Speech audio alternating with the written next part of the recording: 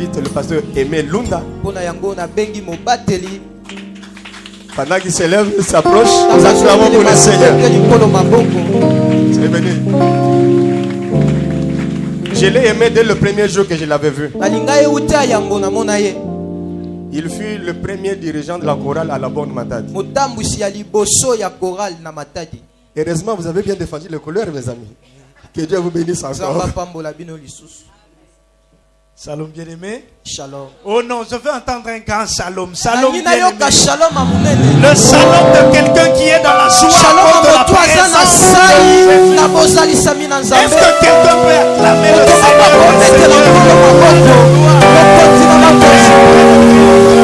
Toutes choses.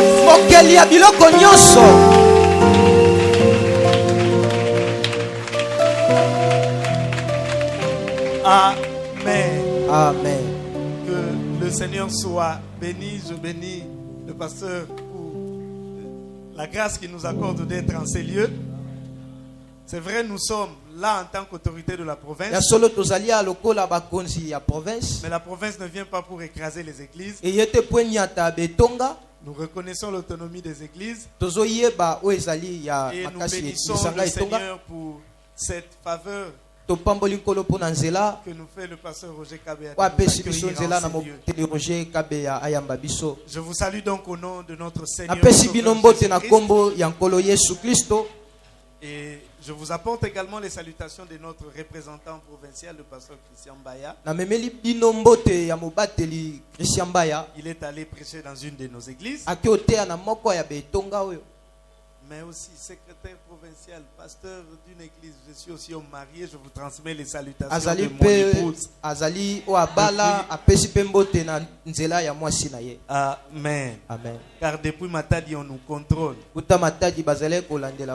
Et c'est bien comme ça. Amen. Amen. Nous allons prier. Seigneur, nous bénissons ton nom. Tu as voulu que cet avant-midi nous soyons ici à la Trinité Boma. Nous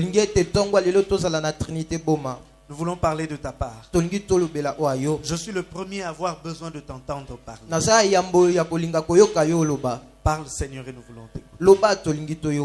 Que ton Saint-Esprit nous utilise pleinement et puissamment. Que ta parole ne soit pas amoindrie. Bénis ces moments. Au nom de Jésus. Nous disons Amen. Amen. Que le Seigneur soit béni. Je sais que vous avez un programme que vous êtes en train de suivre. Et nous avons un message que nous apportons. Mais le Seigneur, par sa grâce, fera toujours qu'il y ait une continuité dans ce qui se dit ensemble. La réflexion que je nous propose ce matin, nous l'intitulons « Ne pas servir Dieu dans l'esclavage ». C'est sous forme d'une recommandation. Car nous aurons des recommandations de la part du Seigneur ce matin. Nous lirons dans le livre de l'Exode, le chapitre 8. Nous lirons du 25e au 32e verset. Et dans le corps de notre message, nous pouvons aller au chapitre 10, du 8e au 11e verset. Exode chapitre 8, du 25e au 32e verset. Si nous avons trouvé, nous lisons dans le nom du Seigneur. Pharaon appela Moïse et Aaron et dit: allez, offrez des sacrifices à votre Dieu dans le pays. Dans le pays. Si c'est ta Bible, souligne dans le pays. Moïse répondit: il n'est point convenable de faire ainsi, car nous offririons à l'Éternel notre Dieu des sacrifices qui sont en abomination aux Égyptiens. Et si nous offrons sous leurs yeux des sacrifices qui sont en abomination aux Égyptiens, ne nous lapideront-ils pas? Nous ferons 3 journées de marche dans le désert nous offrirons des sacrifices à l'Éternel notre Dieu selon ce qu'il nous dira. Pharaon dit, je vous laisserai aller pour offrir à l'Éternel votre Dieu des sacrifices dans le désert. Seulement, vous ne vous éloignerez pas en y allant. Et si c'est ta Bible souligne, vous ne vous éloignerez pas. Et il dit, priez pour moi. Moïse répondit, je vais sortir de chez toi et je prierai l'Éternel. Demain, les mouches s'éloigneront de Pharaon et de ses serviteurs et de son peuple. Mais que Pharaon ne trompe plus en refusant de laisser aller le peuple pour offrir des sacrifices à l'Éternel. Moïse sortit de chez Pharaon et il prie à l'Éternel. L'Éternel fit ce que demandait Moïse et les mouches s'éloignèrent de Pharaon, de ses serviteurs et de son peuple. Il n'en resta pas une. Mais Pharaon, cette fois encore, endurcit son cœur et il ne laissa point aller le peuple. Est-ce que nous pouvons acclamer la parole du Seigneur? Ces derniers temps, je suis en train d'étudier ce personnage qui est Moïse dans la Bible. Parce que je cherche à déceler les caractères d'un leader. Pour un leadership efficace. Et s'il y a une première leçon que j'ai tirée à travers la vie de Moïse, c'est que Dieu n'utilise jamais quelqu'un qui n'a pas formé lui. Dieu n'utilise pas quelqu'un qui n'est pas passé par son école. Avant de conduire le peuple à un endroit, le Seigneur nous conduit d'abord nous. Avant de montrer aux autres une certaine expérience avec Dieu, le Seigneur nous fait d'abord faire le parcours nous-mêmes. De manière à ce que lorsque nous serons devant certaines réalités, nous nous dirons que le Seigneur nous a déjà conduits là. Le Seigneur nous a déjà parlé sur ça. Le Seigneur nous a déjà montré cela. Ainsi, si Moïse n'était pas un leader formé par Dieu, il pouvait succomber face aux ruses de Pharaon. Car nous devons constamment faire face à deux projets contradictoires dans notre vie. Il y a d'une part le projet de Dieu pour nous, qui est toujours un projet de paix, un projet de bonheur. Et de l'autre part, le projet du diable contre nous. Et cela se traduit très bien à travers le passage de Jean 10:10. Où le Christ dit que le voleur ne vient que pour égorger, dérober et détruire. Alors que le bon berger vient pour que ses brebis aient la vie et qu'il l'ait en abondance. Deux projets dans la vie. Le projet de Dieu pour nous et le projet de diable contre nous. Parce que le diable n'aura jamais de projet pour nous. Les projets de diable ont toujours et seront toujours contre nous. Pendant que le Seigneur veut nous sortir de l'esclavage, de l'esclavage du péché, de l'esclavage de la chair, le diable, lui, veut nous y maintenir. Et pour ce faire, il multiplie des stratégies. Quelqu'un disait un jour que le diable est en train de multiplier des stratégies pour contrer les enfants de Dieu. Malheureusement, les enfants de Dieu ne développent aucune autre stratégie. Le diable multiplie des stratégies, nous faisant croire qu'il travaille pour notre bien, alors qu'en réalité il travaille pour notre destruction. Tout ce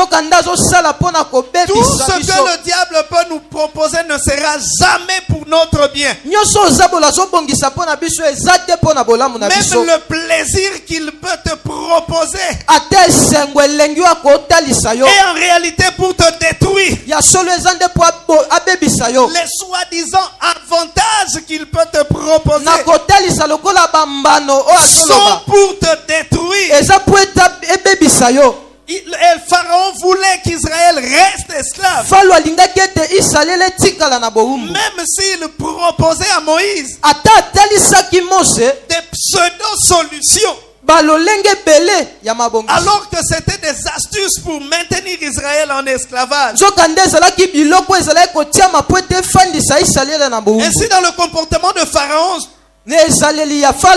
il a proposé à Moïse 3 compromis que nous avons retenus. Il y en a d'autres, nous avons retenu 3. Et de là, nous pouvons facilement ressortir les stratégies des diables dans la vie du chrétien afin de le maintenir dans une certaine condition. Tour à tour, Pharaon propose à Moïse qu'ils restent en Égypte et qu'ils adorent leur Dieu en Égypte. Il leur propose aussi à ce que les hommes partent. Non, il leur propose de partir, aller loin. Et ensuite, il leur propose à ce que les hommes partent et qu'ils laissent leurs femmes, leurs enfants et leur vie. Ce seront donc ces 3 propositions de Pharaon que nous allons examiner. Et nous allons les exposer dans les extrapoler dans notre vie. Et voir ce que l'ennemi nous propose pour nous endormir. Comme nous le disions tout à l'heure, au verset 21, Pharaon propose à Moïse d'adorer Dieu en restant en Égypte, demeurer en Égypte. Moïse, vous n'avez pas besoin de sortir pour adorer votre Dieu. Nous avons un grand territoire en Égypte. Restez-y et adorez votre Dieu. Et en d'autres formes, le diable nous dit: tu n'as pas besoin d'être un chrétien pour aller à l'église. Reste dans le monde. Tu restes païen. Tu continues tes magouilles. Tu continues avec l'impudicité. Mais tu vas à l'église le dimanche. Cela ne t'empêchera pas de faire ce que tu veux faire. Adore Dieu, mais reste en Égypte. Malheureusement, nos églises sont remplies des personnes qui adorent Dieu tout en restant en Égypte. Ils viennent prier le dimanche. Ils chantent. Ils dansent. Peut-être même qu'ils donnent de grosses sommes d'argent. Ils font des dons à l'église et même au pasteur.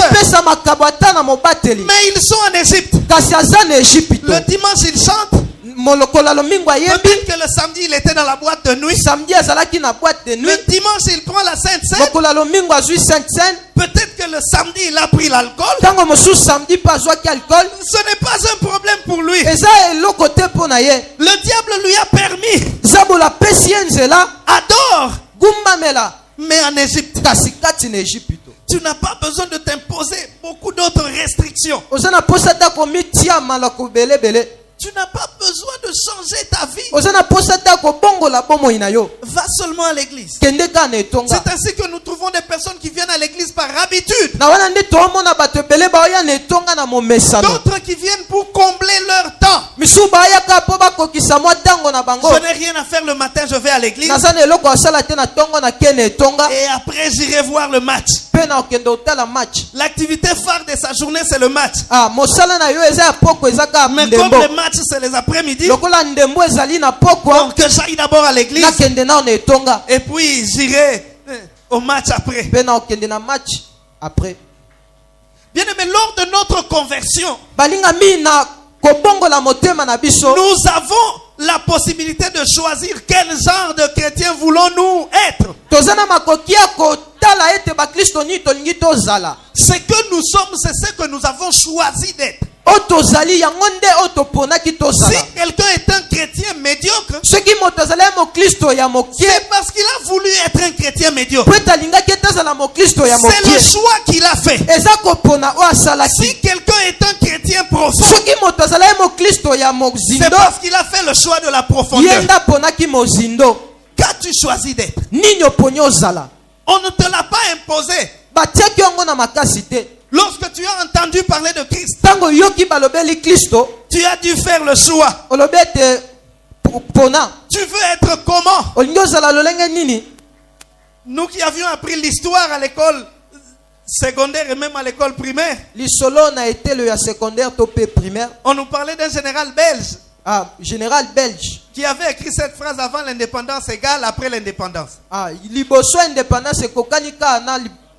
Et dans la vie de plusieurs chrétiens, c'est comme ça. Avant la conversion égale après la conversion. Entre avant et après, il n'y a rien qui a changé. Oh non, il y a quelque chose qui a changé. Il vient le dimanche à l'église. C'est la seule différence. Dans le comportement, dans le caractère, rien n'a changé. Il continue à calomnier comme avant. Il continue à détourner comme avant. Il continue à haïr comme avant. Il continue dans le péché comme avant. Seulement ce qui a changé, c'est qu'il vient à l'église. Pharaon lui a permis d'adorer Dieu, mais en restant en Égypte. Servir en Égypte, c'est en réalité servir le diable tout en étant considéré comme chrétien. Je me suis posé la question: qu'est-ce qui aurait changé dans la vie d'Israël s'ils avaient accepté, si Moïse avait accepté qu'il reste en Égypte et adorer le Seigneur?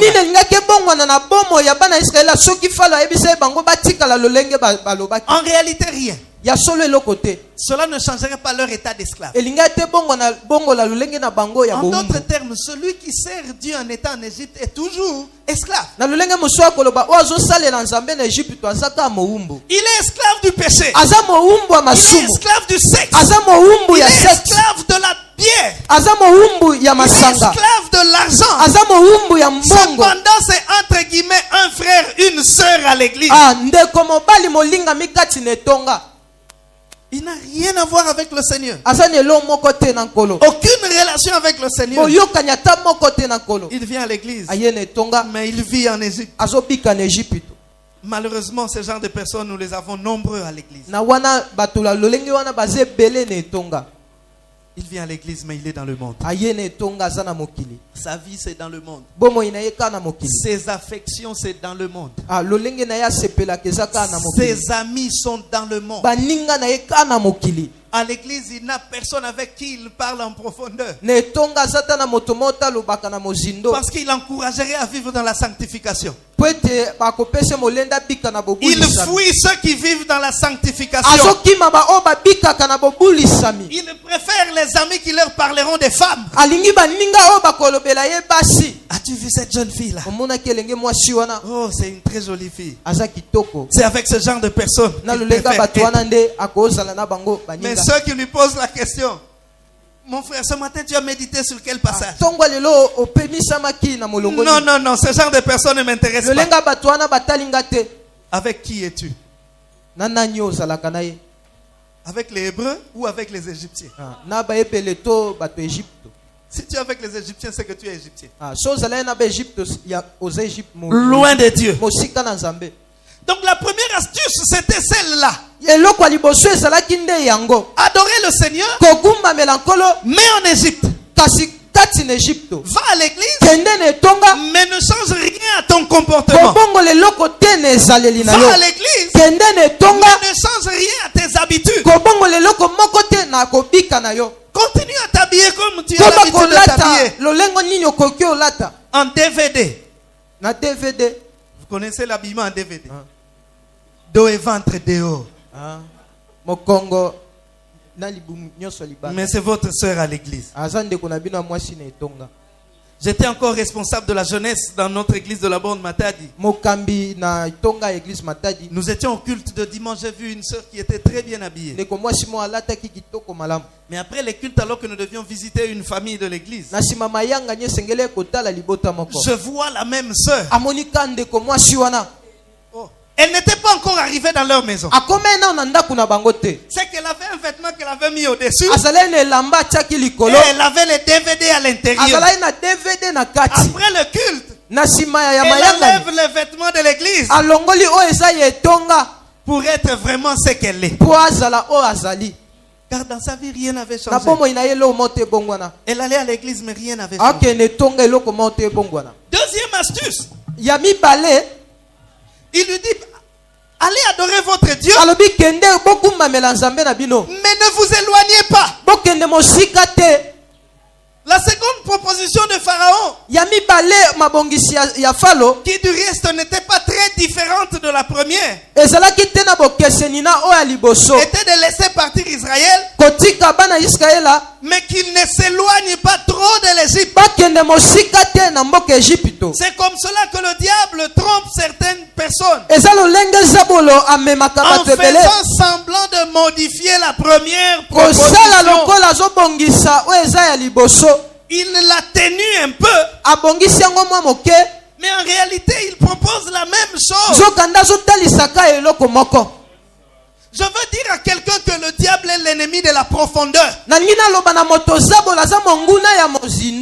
te laissera pas aller en profondeur. S'il sait qu'il ne saura pas t'empêcher à venir à l'église écouter la parole, s'il sait qu'il ne saura pas t'empêcher à venir à l'église et écouter la parole,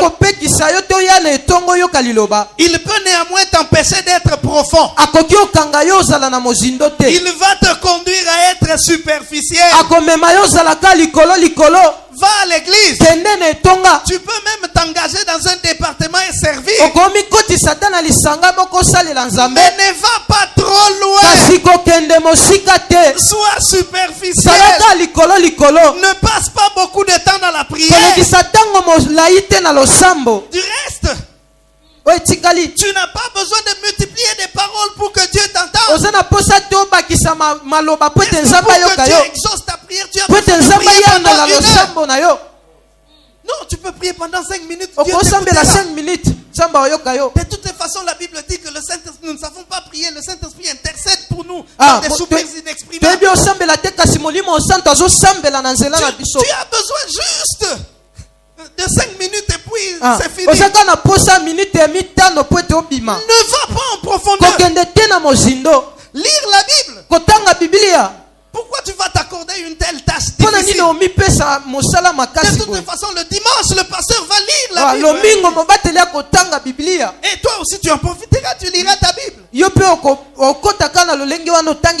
C'est pourquoi il y a dans la vie de plusieurs chrétiens où la Bible n'est que le livre qui ne s'ouvre que le dimanche. Le dimanche, il se met à la recherche de sa Bible. Où est ma Bible? Le dimanche passé, je l'avais placée sur la table. Papa, nous sommes dimanche, tu cherches la Bible que tu as déposée depuis le dimanche. Tu le dis à samedi, tu as fait quoi? L'ennemi t'empêche d'être profond. Il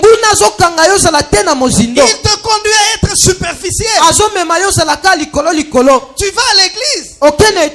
Tu sers le Seigneur. Mais tu vis dans le péché. C'est pas grave. Cette fois, le juste tombe.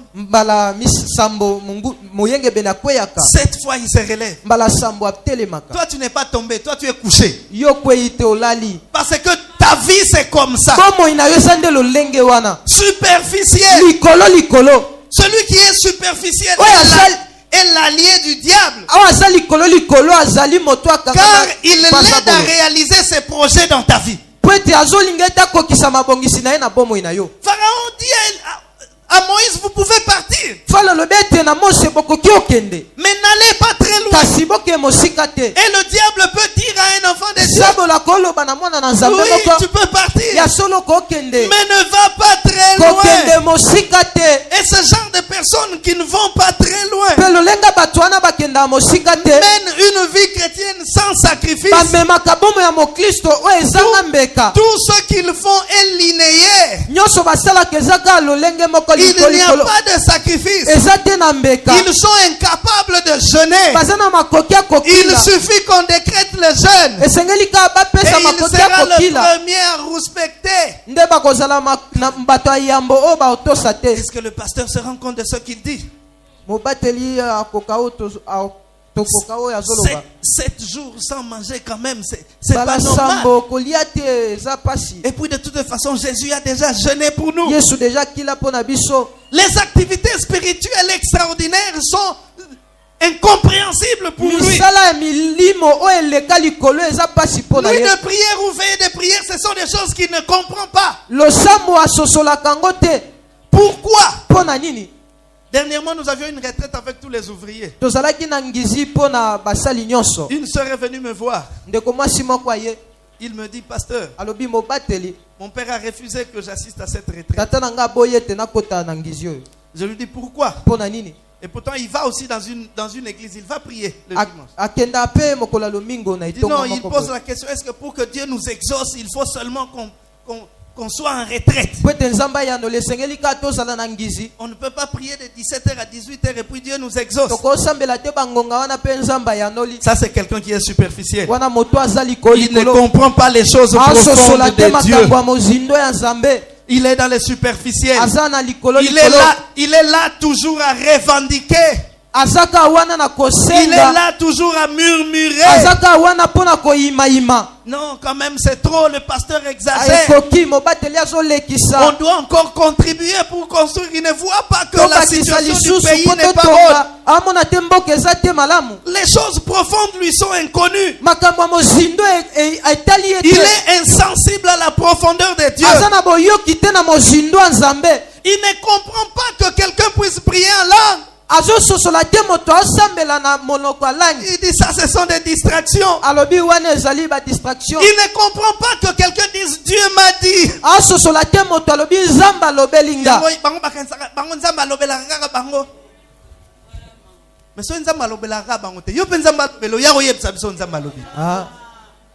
Tu penses que dans la superficialité, Dieu te parlera? Dieu parle à ceux qui sont profonds. Balaam dit, je suis l'homme qui se prosterne et dont les yeux s'ouvrent. Oh, laisse-moi te dire que les yeux s'ouvrent lorsque nous nous prosternons. Tant que tu es superficiel, les yeux ne s'ouvriront pas. Tu seras au milieu de nous comme un caméraman. Pendant que nous sommes dans la profondeur, toi tu es en train de regarder. Ce n'est pas ton problème. Être en profondeur. Ne cherche pas qui est en train de faire quoi. Cherche Dieu. Ne sois pas superficiel. Sois profond. Je disais que pour quelqu'un qui n'est pas profond, la méditation de la Bible est inutile. Le diable les empêche de lire la Bible car ils découvriraient le plan merveilleux de Dieu pour eux.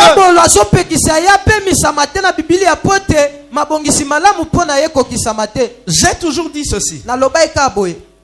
Le diable sait qu'il est incapable d'empêcher à ce que Dieu nous donne ce qu'il a décidé de nous donner.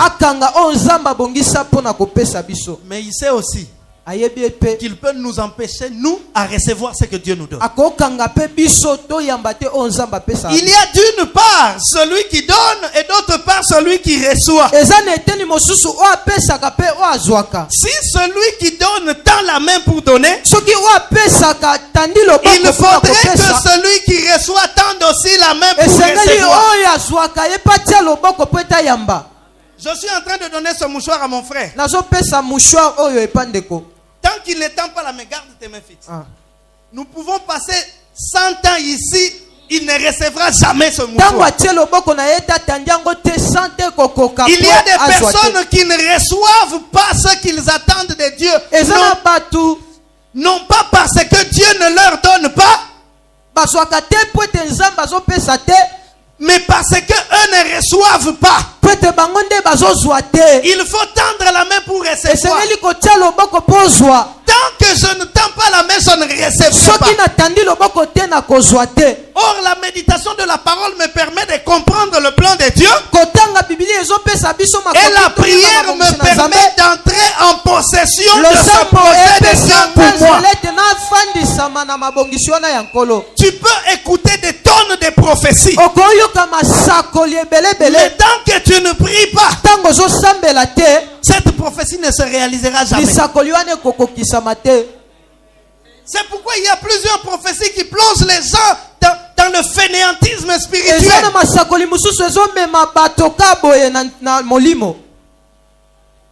Tu n'as pas entendu hier. Moi j'irai aux States. Et puis j'ai là en train de jouer aux dames avec les frères. La prophétie m'a dit State. La prophétie viendra te trouver dans les jeux de dames ou dans les Barcelone Real et t'amènera. Cherche Dieu. Cherche-le en profondeur. C'est dans la profondeur que nous découvrons le projet de Dieu. Et c'est dans la profondeur que nous devenons ce que nous devons devenir. Amen. Ne sois pas superficiel. Dieu veut que tu ailles loin, alors va très loin. Va très loin. Pour le chrétien superficiel, il a le temps pour tout sauf pour Dieu. Il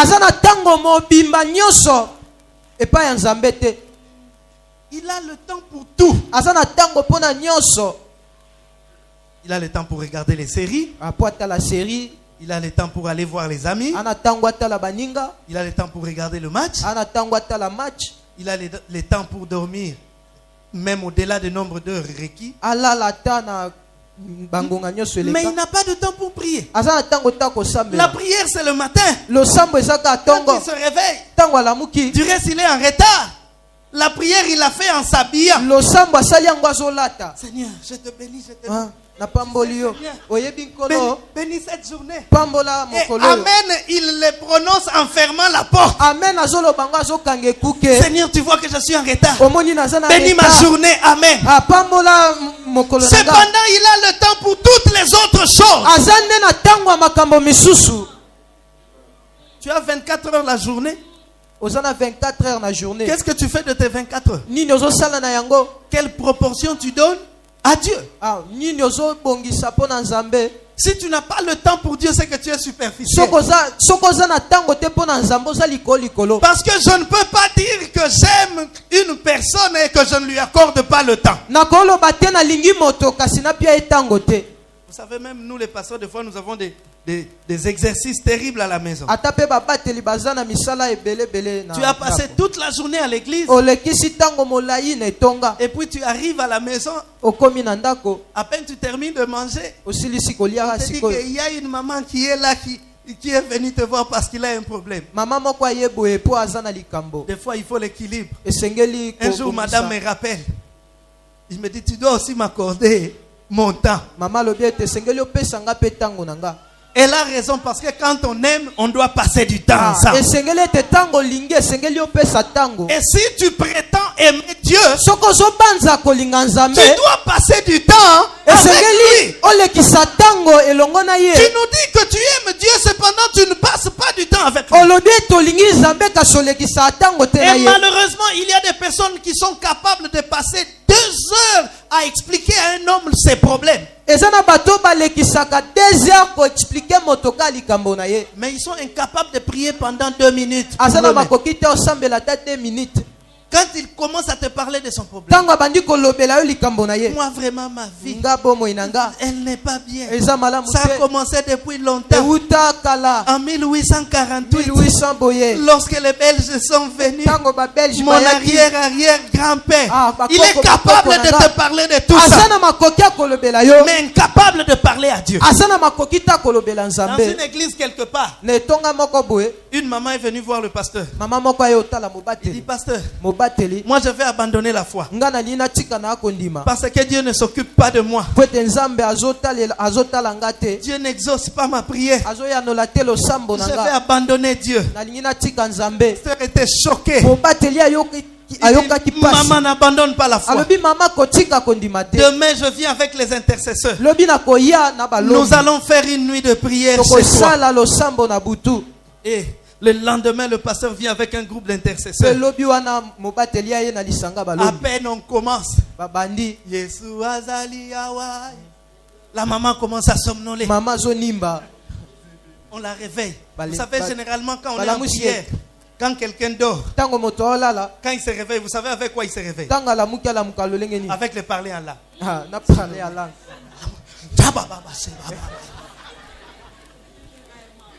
À 5 reprises, la maman dort et on la réveille. À la 6e fois, le pasteur dit ne la dérangez plus. Malgré les tam-tams qui jouaient, elle ronflait. Et à la fin de la prière, le pasteur dit réveillez-la. On réveille la maman. Maman, tu peux abandonner Dieu. Le problème ce n'est pas Dieu, c'est toi. Plusieurs personnes pensent que c'est Dieu qui est leur problème, alors que le problème c'est eux. Ils sont superficiels. Ils n'ont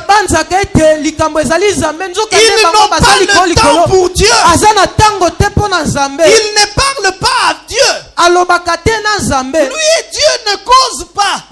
Cependant, ils veulent recevoir des choses de la part du Seigneur. Vous savez, il y a un degré d'intimité où tu n'as pas besoin de demander une chose, tu prends. J'ai un frère que je connais depuis longtemps. On a passé beaucoup de moments difficiles ensemble. On s'est convertis pratiquement à la même période. Et on a appris à servir le Seigneur ensemble. On a vécu beaucoup de choses ensemble. Il est tellement intime que quand il vient, il peut dire, bon pasteur, je prends ça. Même si dans le cœur tu disais, c'est ton ami intime. Tu le laisses prendre. Alors que la même chose, quelqu'un pouvait te supplier. Vraiment, cette cassette ici, ce CD ici, je veux vraiment l'écouter. Non frère, je ne prête pas mes CD aux gens. Mais celui-là, il est venu, il a pris. Pourquoi? Parce qu'il est intime. Il y a des gens qui crient pendant des années sans recevoir. Parce qu'ils n'ont aucune intimité avec Dieu. Mais il y en a d'autres. Il ne demande pas. Il avait seulement adoré. Et puis Dieu lui donne. Et puis il se donne. Il dit, oh Seigneur, je n'avais pas demandé. La Bible dit à celui qui peut faire par la puissance qui agit en nous infiniment au-delà de ce que nous demandons ou même de ce que nous pensons. Dieu peut te donner ce que tu penses. Tu n'as pas demandé, mais tu as pensé. Tu penses seulement. Nicolas, il faut peut-être Moussous. Et puis le lendemain, Dieu te donne. Amen. Lorsque tu es intimement lié à lui, il connaît le fond de ta pensée. Parce que tu lui as ouvert le cœur, les portes de ton cœur. Il connaît ce que tu penses. Il connaît ce dont tu as besoin. Et il te l'accorde. Ma prière est que le Seigneur t'accorde ce que tu penses. Parce que tu vas en profondeur avec lui. C'est pourquoi ne t'arrête pas à la bordure. Va plus loin. Va plus loin. Va plus loin dans ta relation avec Dieu. Va plus loin dans ton adoration. Va plus loin dans ta prière. Va plus loin dans ce que tu fais dans ton service pour lui. Ne sois pas à la superficie. Il y a des sacrifices qu'il faut consentir. Fais-le. Ne reste pas à la surface. Vous savez que même sur le plan social, le diable utilise le même astuce. Il dit à certaines personnes, tu peux sortir, mais ne va pas très loin. Et il a fixé un plafond pour lui. Soit comme na $500, il faut quoi. Je parlais pas plus tard qu'avant-hier, je parlais avec un frère. C'est un jeune homme très entreprenant. Il fait beaucoup de choses très bien. Il envoie deux fois des choses à Dubaï et il vend. Je l'apprécie beaucoup. Mais seulement un jour, je lui ai posé la question. J'ai dit, mais depuis que je t'ai connu commencer ces affaires ici, je ne te vois pas percer au-delà de ce que tu as toujours eu. C'est à ce moment-là qu'il a commencé à réfléchir. Et avant-hier, il vient me dire, pasteur, chaque année quand je fais mon bilan, je constate que j'ai un plafond. Si j'arrive là, je finis par redescendre. Le diable ne l'a pas lié. Mais lui a dit va. Mais ne va pas très loin. C'est comme une chèvre. Donc on a mis la corde au cou. Sa limite c'est la longueur de la corde. Tu peux sortir. Mais ne va pas très loin. Il y a des familles que le diable ne permet pas d'aller très loin. Les choses peuvent sembler marcher. Mais tu reviendras. J'ai connu une famille. Ils se marient. Mais que ce soit les filles comme les garçons, ils finissent par rentrer chez les parents. Ils rentrent toujours. Tu peux concevoir. Mais tu ne tiendras pas l'enfant entre tes mains. À tout moment, il y a des fausses couches. Soit ce sont des morts-nés. Il t'a laissé partir, mais il te retient avec une corde. Tu sors, mais ne va pas très loin. Ma prière est que ce matin, cette corde se coupe et que tu ailles le plus loin possible au nom de Jésus. Dernière astuce. Nous terminerons par là. Le diable dit, vous les hommes, Pharaon plutôt dit, vous les hommes allez, mais sans votre famille. Exode le chapitre 10, du 8e au 11e verset. On fit revenir vers Pharaon, Moïse et Aaron. Allez leur, dit-il, servez l'Éternel votre Dieu. Qui sont ceux qui iront? Moïse répondit, nous irons avec nos enfants et nos vieillards, avec nos fils et nos filles, avec nos brebis et nos bœufs, car c'est pour nous une fête en l'honneur de l'Éternel. Pharaon leur dit, que l'Éternel soit avec vous, tout comme je vais vous laisser aller, vous et vos enfants. Prenez garde car le malheur est devant vous. Mais il se ravise. Au verset 11 il dit, non. Allez-vous les hommes et servez l'Éternel, car c'est là ce que vous avez demandé. Et on les chassa de la présence de Pharaon. Pharaon a compris une chose, c'est qu'un homme qui est sorti et que sa famille soit restée en Égypte ne sera jamais réellement parti. Je ne peux pas moi servir Dieu. Je ne peux pas moi être profond avec Dieu alors que ma famille est encore dans le monde. Ils me tireront vers le bas. Je veux dire à quelqu'un que lorsqu'on mélange de l'eau chaude et de l'eau froide, on n'obtient pas de l'eau chaude. Ça devient de l'eau tiède, elle n'est plus chaude. Or le Seigneur n'a que faire des personnes qui sont tièdes. Tu es marié, homme ou femme, tu es attaché au Seigneur, profond dans le Seigneur. Tu as une femme, un mari superficiel. Elle te tirera vers le bas, il te tirera vers le bas. Tu vas où? Oh non, nous avons réunion de prière à l'église.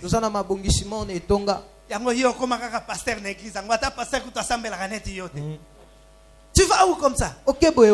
Nous avons une prière à l'église avec les mamans et puis... Fais attention, toi je pense que tu as quelque chose avec le pasteur. Si tu es profond et que tu as quelqu'un qui est dans la superficie, il te tirera vers C'est pourquoi ta prière devra être que vous deux vous soyez profonds. Je ne peux pas être spirituel et avoir des enfants superficiels. Malheureusement, c'est ce qui se passe dans nos familles. Les parents chrétiens, mais les enfants sous prétexte de la modernité païenne. Ils sont dans la musique profane. Même si c'est la musique européenne, on pense que là c'est moins satanique. Au contraire, ceux qui sont plus sataniques, ce sont eux-là. Parents, est-ce que vous contrôlez ce que vos enfants suivent à la maison? Non, on suit trace. On est sur MTV. Je suis en train de chatter. Sous prétexte de la modernité, ils vivent dans le paganisme. Nous ne voulons pas avoir dans nos familles des parents chrétiens et des enfants païens. Parents, conduisons les enfants dans la profondeur. Je suis un jour allé voir une famille. Je connaissais les parents, c'était des gens qui aimaient le Seigneur. Mais je vois leur fils sortir avec les pantalons ici. Et puis, les parents sont tranquilles. Les enfants d'aujourd'hui, c'est ça. Bien aimé, même les tout petits. Mon fils a 12 ans, je contrôle ce qu'il regarde. Quel genre de dessin animé? Et je lui ai appris, il sait. Ça là, c'est le dessin animé de Satan. Parce que le diable est entré dans notre maison à travers même les films pour enfants. Qui n'ont rien à voir avec les films pour enfants. Je n'aurai pas des enfants païens chez moi. Je le répète dans ma maison, je n'aurai pas des enfants païens. Je n'aurai pas des personnes païennes chez moi. Je ne sortirai pas seul. Je sortirai moi avec ma femme, mes enfants, mais aussi mes biens. Si je suis sorti, c'est que je suis sorti avec ma famille, mais aussi avec mes biens. Parce qu'il y a des gens qui sont sortis et qui ont laissé leurs biens en Égypte. Lorsqu'Israël est sorti non pas seulement avec ses biens, même avec, ils ont dépouillé les Égyptiens. Ils sont sortis avec les biens des Égyptiens. Ma prière est que tu sortes, mais que tu ne sortes pas seul. Ma prière est que tu sortes et que tu sortes avec tous ceux qui sont en toi. Ma prière est que tu sortes et que tu sortes avec tous les biens qui sont en toi. Ma prière est que tu sortes, que tu ne restes pas en Égypte, mais que tu sortes avec toute ta famille. Oh, je voudrais que quelqu'un dise au Seigneur, conduis-moi dans ta profondeur pour que je sorte avec tout ce qui est à moi. Conduis-moi dans ta profondeur afin que je vive ta gloire. Est-ce qu'il y a quelqu'un qui peut dire cela au Seigneur? Je veux expérimenter la profondeur. Je veux expérimenter ta profondeur. Je veux expérimenter ta profondeur. Je veux vivre ta profondeur. Je veux vivre ta profondeur. Je ne serai pas superficiel. Est-ce que quelqu'un peut se lever avec moi et dire au Seigneur, conduis-moi dans ta profondeur. Conduis-moi dans ta profondeur. Conduis-moi dans ta profondeur. De gloire en gloire, tu m'amènes dans la profondeur de ta sainteté.